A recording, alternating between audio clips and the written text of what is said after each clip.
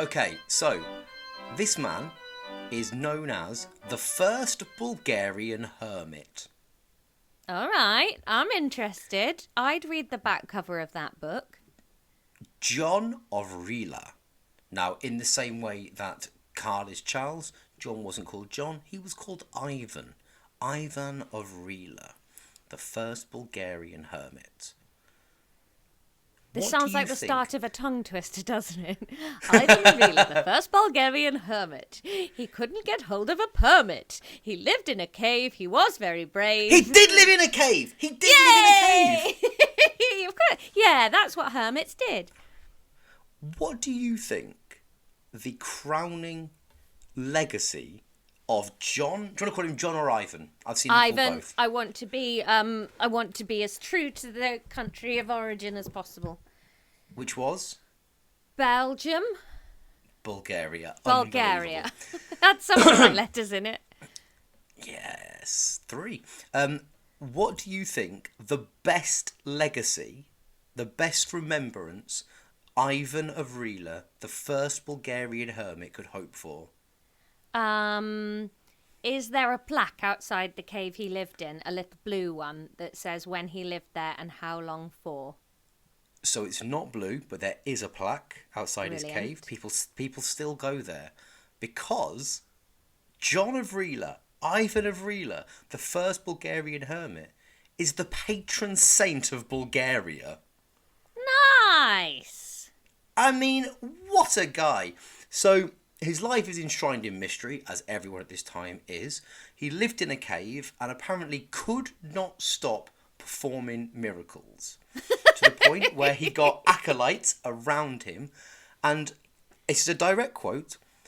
The only goal of Ivan of Rila was to live in his cave as a humble man.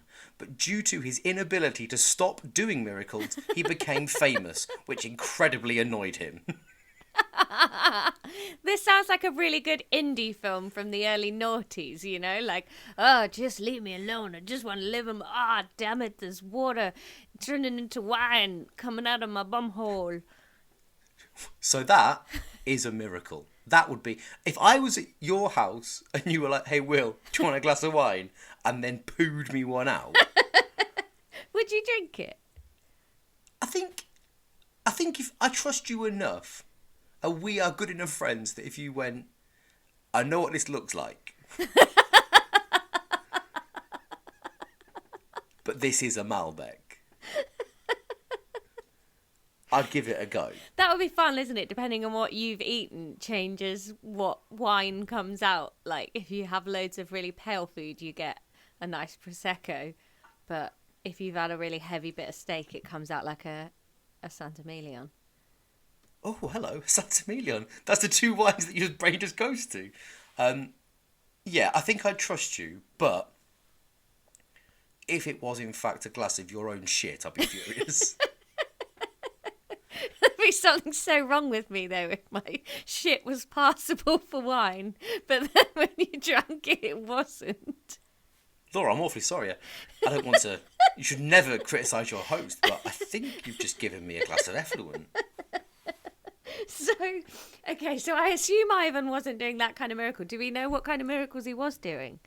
Yeah, I've got an example of his most famous miracle. And do you know what? It's shit. Oh, what, worse than my bum wine? Genuinely, no, because that would be miraculous. I'd say if you gave me a glass of bum wine that was 10% feces, I'd still be like, that's pretty good though. It's not like, sure, there's more shit in it than I'd enjoy, but that is 9 parts out of 10 of that. 90% of that is Santamelion. Yes, there's a turd on top, but that is fair.